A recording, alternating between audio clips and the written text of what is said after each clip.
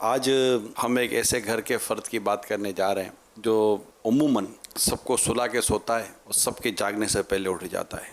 گھر میں کسی کو بھوک لگتی ہے تو اس شخصیت کو یاد کیا جاتا ہے، جب کسی کو پیاس لگتی ہے تو اسی کو پکارا جاتا ہے، جب تکلیف ہوتی ہے تو دوائی کا اسی کو پوچھا جاتا ہے، کمرے کمرے میں جا کر لوگوں کا حال پوچھتا ہے، مگر کبھی کبھی اس کا کوئی حال نہیں پوچھتا۔ جب بچہ روتا ہے تو سب سے پہلے وہی شخصیت ہے جو بچے کے رونے پر اٹھ جاتی ہے، سب سے کم نیند کرتی ہے، سب سے زیادہ کام کرتی ہے، گھر میں رہنے والے لوگوں کے سکھ، چین، آرام کا خیال رکھتی ہے۔ جب وہ بیمار ہوتی ہے تو لوگوں کی طبیعتیں خراب ہو جاتی ہیں کہ اب ہمارا خیال کون رکھے گا، جبکہ اس کو یہ ٹینشن ہو جاتا ہے کہ اب میرا خیال کون رکھے گا۔ زندگی بھر گھر کے ہر فرد پر توجہ دینے کی وہ کوشش کرتی ہے۔ جب دسترخوان لگتا ہے تو اس سے کہا جاتا ہے کہ آج یہ کھانا ہے، تو وہ کہتا ہے کہ آج مجھے یہ کھانا ہے۔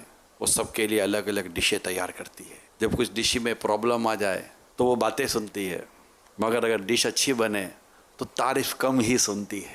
اسے شکریہ کہنے والے بہت کم ملتے ہیں، اسے جزاک اللہ کہنے والے نہ ہونے کے برابر ہوتے ہیں۔ وہ سب کے آنسو پہنچتی ہے، اس کے آنسو کم ہی پہنچے جاتے ہیں۔ اس انمول اور اہم اور پرائز لیس پرسنالٹی کو ماں کہتے ہیں۔ ماں جو سب کا دکھ، سب کی پریشانی کو اپنی پریشانی سمجھتی ہے، سب کا درد بانٹتی ہے، اولاد کے لیے روتی ہے، شاید سب سے زیادہ دعائیں کرتی ہے، سب کی مرکزی شخصیت ہوتی ہے وہ ماں۔ کیا ان کے جانے کے بعد ہی ان کی قدر ہوتی ہے کہ کیا کبھی جیتے جی ہم ان کی قدر کرنا نہیں سیکھیں گے؟ کیا ان کے جانے کے بعد ہی ہم کہیں گے کہ میری ماں بہت اچھی تھی؟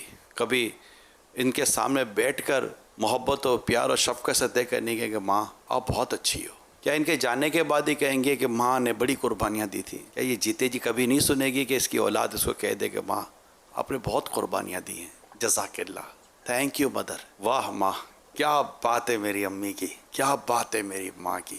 جب شفقت کی بات آتی ہے تو ماں کا ذکر ہوتا ہے، جب پیار کی بات آتی ہے تو ماں کا ذکر ہوتا ہے، جب قربانی کی بات آتی ہے تو ماں کا ذکر ہوتا ہے۔ کئیوں سے دبتی ہے مگر دباتی نہیں ہے، پریشر میں نہیں لیتی، کبھی کبھی سہمی سہمی سی رہتی ہے، ڈری ڈری سی رہتی ہے، کہیں شوہر کچھ نہ کہہ دے، اولاد بڑی ہو گئی ہے وہ کچھ نہ کہہ دے، بہو کو کچھ کہہ دوں گی تو بیٹا ناراض ہو جائے گا، بڑی بیٹی کو کچھ کہہ دوں گی تو بات نہیں کرے گی۔ آخر ماں کب تک ان پریشانیوں اور ٹینشنوں میں جیتی رہے گی؟ برسوں گزر گئے امی کو خدمت کرتے کرتے، آج اس کی عمر 40 سال، 50 سال، 60 سال، 65 سال، 70 سال کی ہو گئی۔ کیا اس کے آرام کے دن نہیں آئیں گے؟ کیا اس کے سکون کے دن نہیں آئیں گے؟ کیا ایسا نہیں ہوگا کہ وہ اٹھے تو اس کے لیے ناشتہ تیار ہو، دوپہر ہو تو اس کے لیے لنچ تیار ہو، رات ہو تو اس کے لیے ڈنر تیار ہو، اس کے بھی بستر کے سرہانے پانی کا گلاس بھرا ہوا رہے، اس کو بھی جب ضرورت ہو تو چائے اس کو وقت پر اس کے ہاتھ پہ مل جائے؟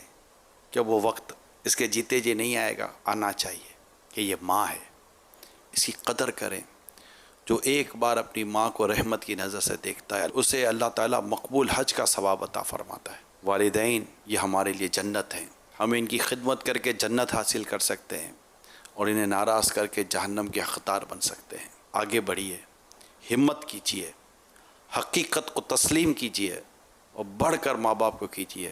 آپ یو آر اے گریٹ، آپ بہت زبردست ہیں، آپ ہمارے والدین ہیں۔